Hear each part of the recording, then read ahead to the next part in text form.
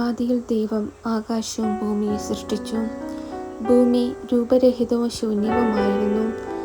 ആഴത്തിന് മുകളിൽ അന്ധകാരം വ്യാപിച്ചിരുന്നു. ദൈവത്തിൻ്റെ ചൈതന്യം വെള്ളത്തിന് മീതെ ചലിച്ചുകൊണ്ടിരുന്നു. ദൈവം അരുൾ ചെയ്തു, വെളിച്ചമുണ്ടാകട്ടെ. വെളിച്ചമുണ്ടായി. വെളിച്ചം നല്ലതെന്ന് ദൈവം കണ്ടു. അവിടുന്ന് വെളിച്ചത്തെ ഇരുളിൽ നിന്ന് വേർതിരിച്ചു. വെളിച്ചത്തിന് പകലെന്നും ഇരുളിന് രാത്രിയെന്നും പേരിട്ടു. ദൈവം വീണ്ടും അരുൾ ചെയ്തു, ജലമധ്യത്തിൽ ഒരു വിതാനമുണ്ടാകട്ടെ. അത് ജലത്തെ രണ്ടായി തിരിക്കട്ടെ. ദൈവം വിതാനമുണ്ടാക്കുകയും അതിനു താഴെയുള്ള ജലത്തെ മുകളിലുള്ള ജലത്തിൽ നിന്ന് വേർതിരിക്കുകയും ചെയ്തു. അപ്രകാരം സംഭവിച്ചു. വിതാനത്തിന് അവിടുന്ന് ആകാശമെന്ന് പേരിട്ടു.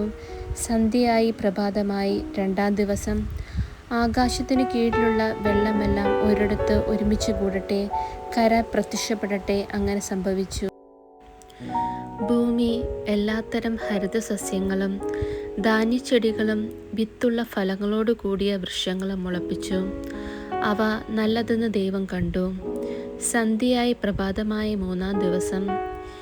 ദൈവം വീണ്ടും അരുൾ ചെയ്തു, രാവും പകലും വേർതിരിക്കാൻ ആകാശവിതാനത്തിൽ പ്രകാശങ്ങൾ ഉണ്ടാകട്ടെ. അവ ഋതുക്കളും ദിനങ്ങളും വർഷങ്ങളും കുറിക്കുന്ന അടയാളങ്ങളായിരിക്കട്ടെ. ഭൂമിയിൽ പ്രകാശം ചൊരിയാൻ വേണ്ടി അവ ആകാശവിതാനത്തിൽ ദീപങ്ങളായി നിലനിൽക്കട്ടെ. അങ്ങനെ സംഭവിച്ചു. ദൈവം 2 മഹാദീപങ്ങൾ സൃഷ്ടിച്ചു.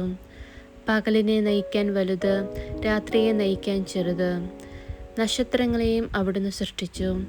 ഭൂമിയിൽ പ്രകാശം ചൊരിയാനും രാവിനെയും പകലിനെയും നിയന്ത്രിക്കാനും വെളിച്ചത്തെ ഇരുളിൽ നിന്ന് വേർതിരിക്കാനും ദൈവം അവയെ ആകാശവിതാനത്തിൽ സ്ഥാപിച്ചു.